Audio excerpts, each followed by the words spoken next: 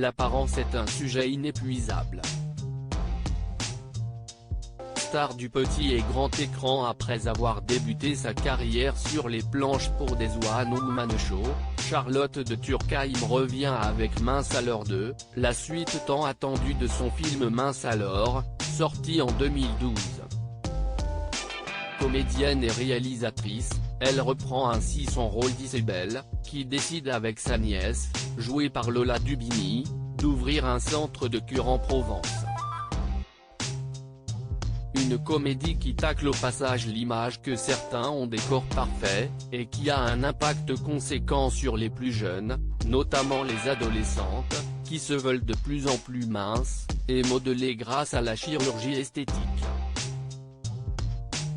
Je suis effrayé par ces jeunes filles hyper mal dans leur peau qui se photographient en utilisant des filtres, veulent toutes ressembler à Nabila, et avoir grâce à la chirurgie esthétique, des corps qui n'existent pas, a ainsi déploré la comédienne dans les colonnes du Parisien, en kiosque mercredi 22 décembre, admettant au passage que la confiance en soi, si est-il le travail de toute une vie, affirmant que, à un moment, on est bien obligé de passer par l'acceptation, elle qui a confié avoir commencé à grossir à 50 ans, cache sur sa prise de poids. Charlotte de Turckheim est également virulente lorsqu'il s'agit de dénoncer la grossophobie à la télévision.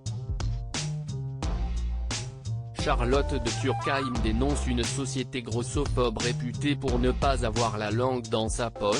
L'ancienne sociétaire des grosses têtes auprès de Philippe Bouvard et ancienne protégée de Coluche tacle que le monde de la télévision est finalement grossophobe comme toute la société. On a du mal avec la différence en règle générale et je ne trouve pas que ça ait beaucoup changé en 10 ans, précise Charlotte de Turckheim, qui salue toutefois des choses qui se sont améliorées, comme le fait de pouvoir trouver des vêtements dans toutes les tailles dans presque toutes les marques. Mais la représentation de la différence n'est pas géniale je trouve encore, ajoute-t-elle, sidérée par le manque de diversité. Loading VJ.